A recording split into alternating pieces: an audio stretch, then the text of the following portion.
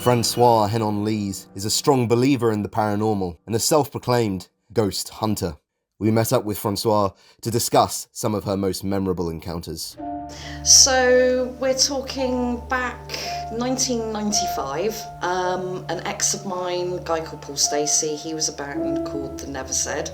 His best friend Wayne Trim, they disappeared off down Talbot Woods one evening and they didn't come back until very late the next day. I thought that when I turned up they were gone out to band practice because that was a thing, or they were at a house party, something like that. No. They turned up about 3 hours after I'd arrived, and both of them were in a complete state. They were just like shaking, grey, ashen. They were like, yeah, we got stuck in Talbot Woods, this dog chased us, it had red glowing eyes, big teeth, chased us up a tree and we stayed there. Didn't think anything of that story until years later when my husband and I were chatting to a friend of mine's mum, and she was asking me about places where I'd lived, where I like to go and visit, and subject to Talbot Woods came up, and without me saying anything she relayed an experience that she had in Talbot Woods involving a dog that had chased her and her friend up a tree, and gave the same description. It's larger than a wolf, black, glowing red eyes, snarling, and at that point I was like, oh, maybe my ex did see something or had an experience. Francois's experiences in Dorset are not isolated incidents. The area's rich history may add more to these claims.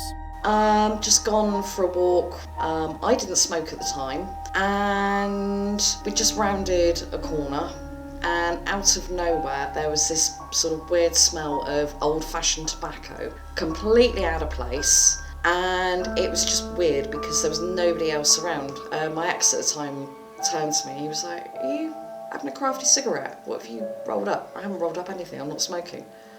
But there was this weird sort of haze of smoke and this really acrid, weird smell hanging around, and it was only years later when I found out that Talbot Woods used to be used as a smuggling hideaway for all the contraband.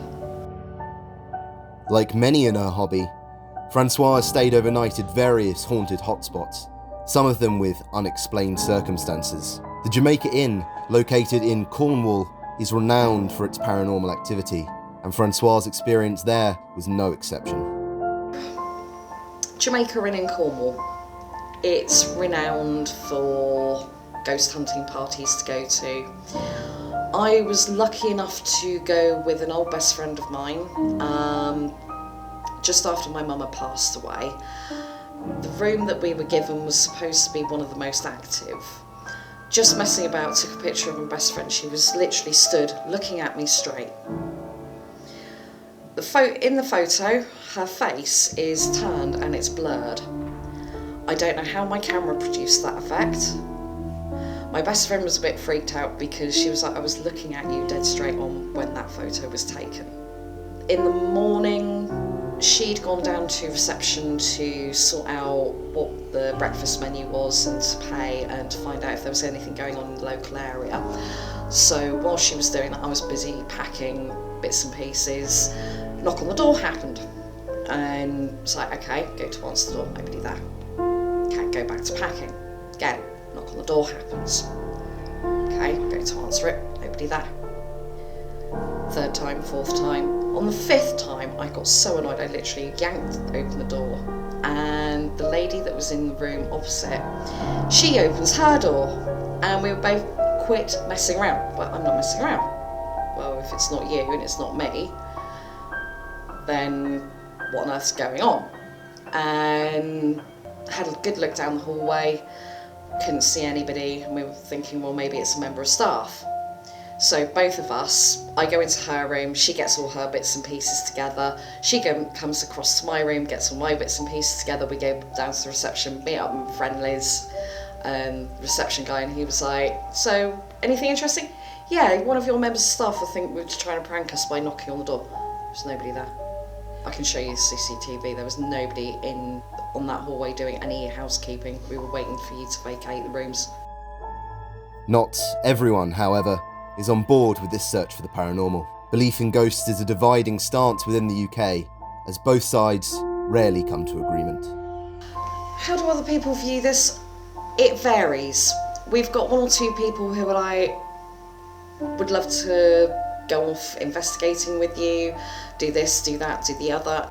Friends that we know, there's very much on the same train of thought where it's yes, logical, let's go for it and find out, because you never know.